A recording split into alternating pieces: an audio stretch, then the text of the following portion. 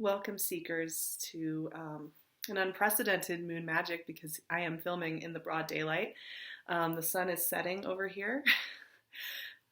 The nice little angelic glow, right? Natural lighting. There's nothing like it. There's a reason I'm filming in daylight. This new moon is intense. New moon in Pisces, March 18th. 26 degrees of Pisces.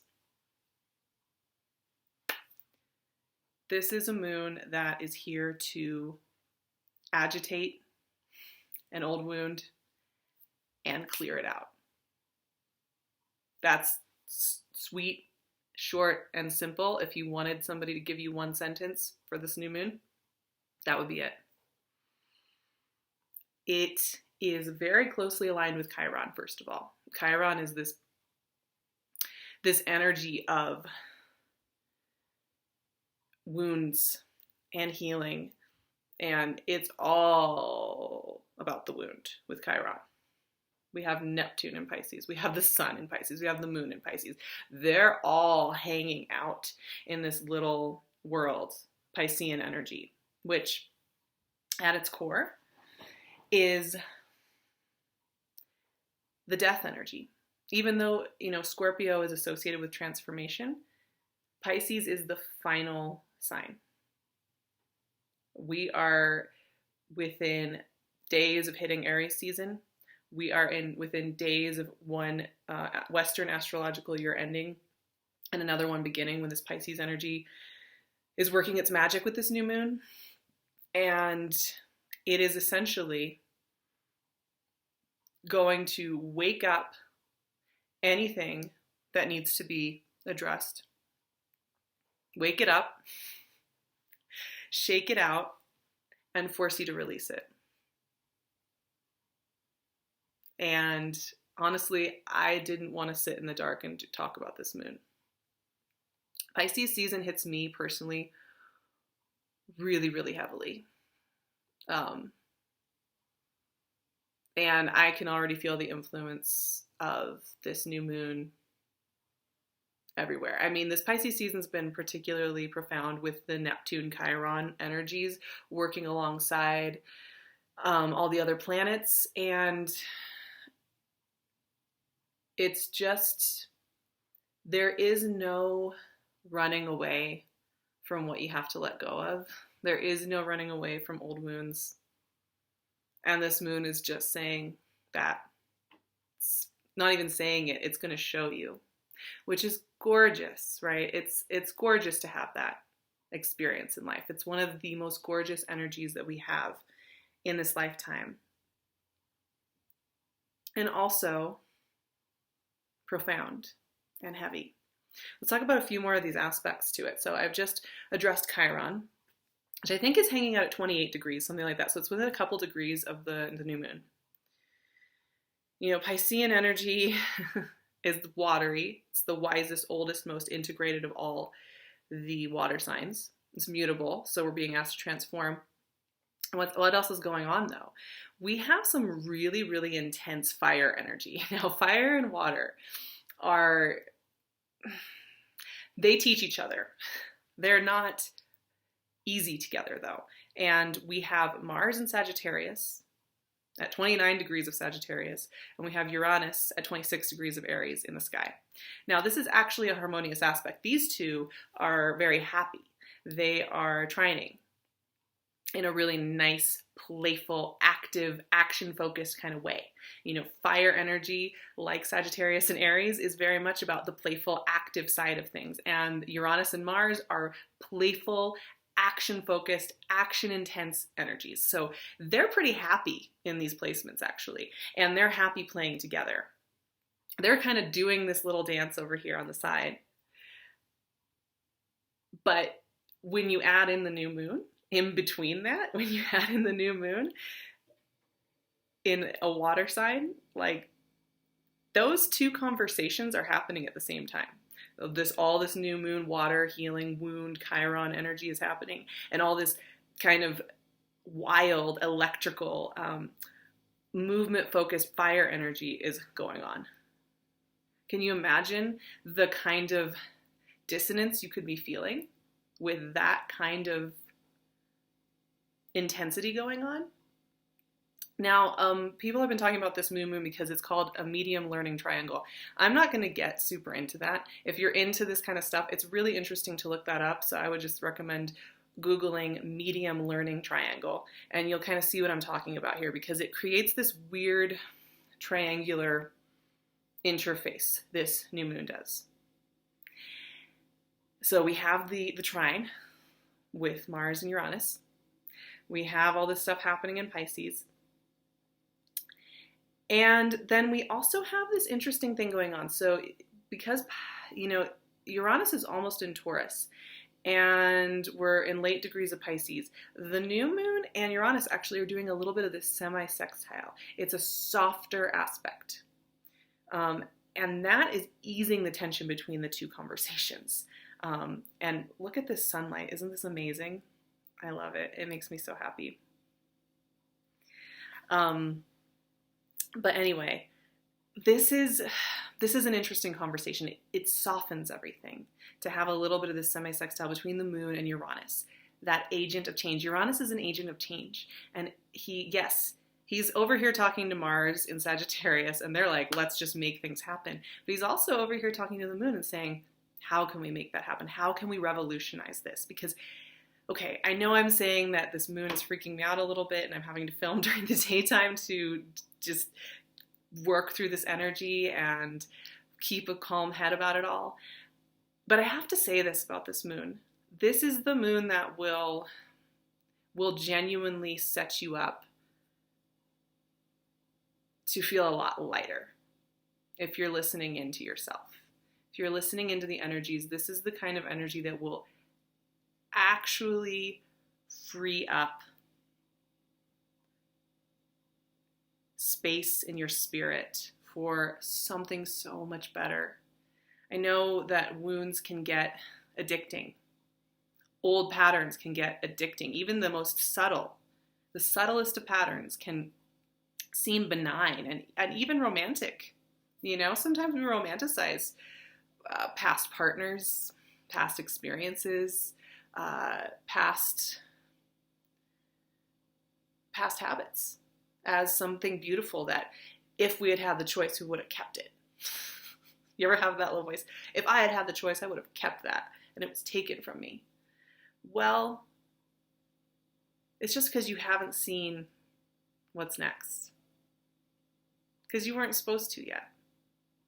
But this moon is that bridge making energy. And that is the magic of this little window of time between the Pisces Aries shift. It's reincarnation energy, basically. At its essence, we are taking the last sign of the zodiac and we're going to the first sign of the zodiac, right? All that energy.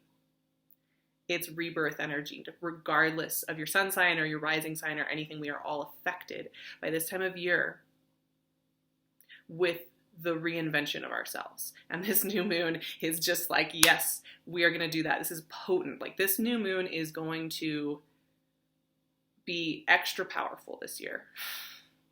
We're all being asked to step up our game and show up to things that we didn't think we were good enough for, or we were ready for, or we were prepared for. And this new moon is no exception, you guys.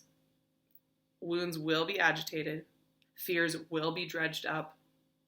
And not only that, but there's going to be this desire. Here's the other side of it, though. I'm just putting this together, and I'm going to start shuffling because I'm going to pull 3 cards for this moon. I'm going to do it. Here's the thing with this moon. Here's the flip side, though. Yeah, your wounds are going to get agitated. They're going to get agitated. It's going to be fun. So hold it lightly in your hands. Feel playful with it. Because with that fire energy, guess what? You're going to be thinking in creative ways about how you're going to move forward next. If you let the wave of pain wash over you in this new moon, you let it wash over you, you let yourself feel it, you let yourself release, the solutions will follow like that. The solutions will follow so fast, so fast. It's not going to hold you prisoner for weeks and months later. This is so quick. It's so efficient, the work that's being done in this new moon. And yes, once we hit Aries season, despite the Mercury retrograde going on starting on the 22nd, card just fell. 2 cards just fell. Wounds agitated. Are you kidding me? Okay, we're pulling 5 cards for this reading. We're going to pull 5. Because this is the tip of the iceberg. Yeah, you're going to have to sit in this. This is the resistance to releasing. Because when a real wound is agitated, when a real loss is agitated, when a real concept of self is agitated, resistance is the first thing that you're going to feel. Your body's going to tense up. Your open-mindedness may shut down a little bit. You may just want to curl up and hide a little bit. Honestly, I would be gentle with myself. I'm going to be gentle with myself. I'm going to be taking it very slow and listening into my body that day. But that's okay. So what? Then what happens? What was I just saying? Answers are coming in really fast. The world is absolutely this window of time. The last days of Pisces season, the first days of Aries, that is the world card. Let it go. Let it go. Something wants to meet you that's so much better. And if you're deliberate in your intention, you'll get it. Magician, Uranus, electricity, wild surprise.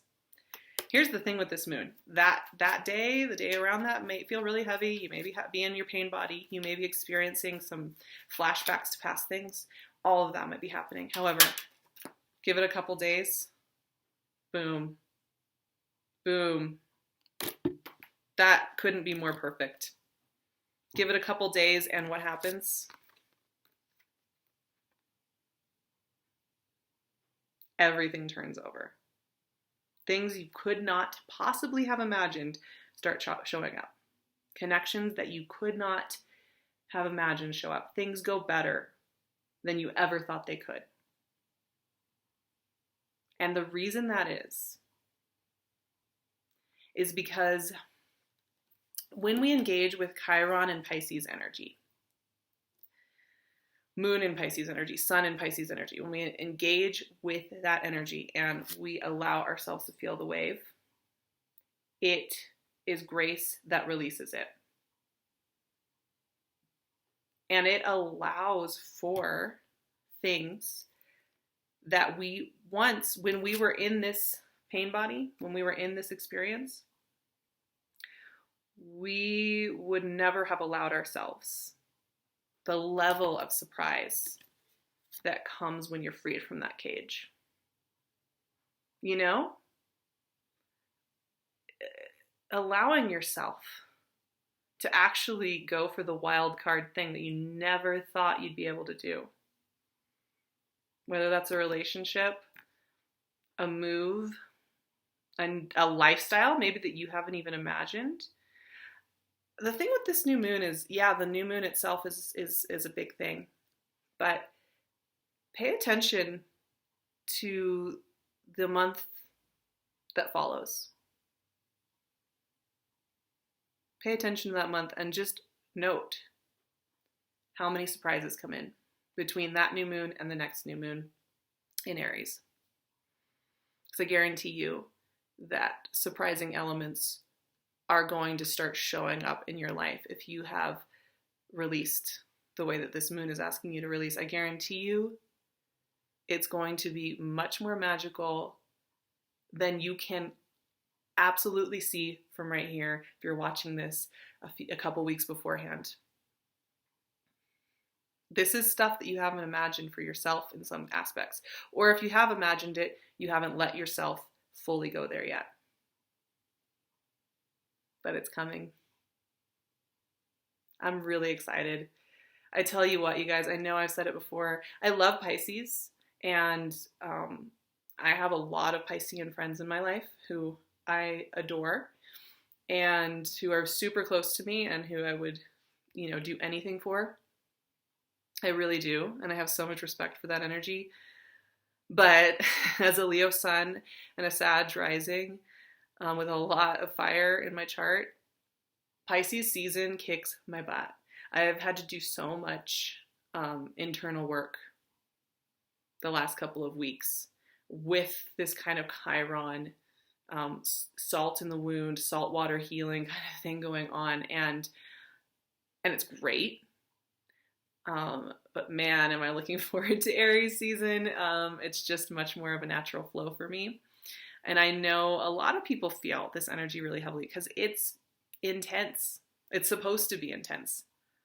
There was never anybody claiming that Pisces season was supposed to be chill. It's supposed to be psychic. It's supposed to go deep. It's supposed to clear wounds. It's supposed to feel a little bit like loss of self, because it is the most ascended, the most connected energy of all. You do have a loss of self during Pisces season. You do have a loss of old identities, old ways of being. And this new moon is no different. So with that being said, I will be traveling the last half of this month, the follow-up after this moon. So I will be doing sessions in April, though. I would love to work with you. Get in touch with me. I will have my website and my email below. And my Instagram. Follow me on Instagram. I have so much fun on there connecting with you all. I would love to hear your comments about what this moon is doing with you. I'm nervous, I'm excited, and I'm very curious to see what all this is about. Because, man, I am ready for this energy. 100%. All right, y'all. I love you so much. I wish you all the best. I think this moon is so intense that, like, I'm even past the point where I'm going to tear up in this video, which is kind of crazy. Yeah. But I wish you healing. I wish you freedom. I wish you joy. I wish you playfulness. And seriously, I know I'm just going to keep talking and talking and talking, but I keep thinking of things. Really seriously, feel playful in the wound. I know it sounds weird to say, but like, sometimes we take our wounds very seriously. We take our losses very seriously. And one of the deep lessons of this new moon is that they're not any more serious than they need to be. Honor, give them their space to speak. Doesn't mean that they need to be put on an altar and worshipped, right? So we're gonna be playful with them. We're going to release them with a sense of humor. With a sense of humor. And you know what? That will just invite the new energy in so much easier. All right. I think I've said everything I wanted to say. I love you all so much. I love this journey with you. I love this weird, crazy, wild life. And all the surprises it constantly brings me. And I'm so thankful. I love you all. Just have a beautiful new moon, okay? Do right by you, and it'll all be okay.